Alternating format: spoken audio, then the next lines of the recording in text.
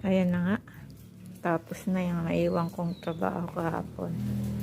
Nailipat ko ng lahat sa mga paso ang kanilang mga dinaklas ko kahapon. Ayan. Awa ng Diyos, sumahamog na. Dinidiligan na yung aking mga nirepat.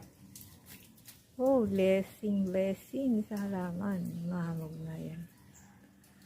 Naayos ko na ang mga nakabaklas na halaman. Ayun na sila. Happy na. Nahahamugan na. Naambon. Yan. Sakit ng likod. Kapabuhat ng paso. Yan na sila. Aking mga halaman. Nairipat ko na ang iba. Hanggang sa kasulok-sulukan.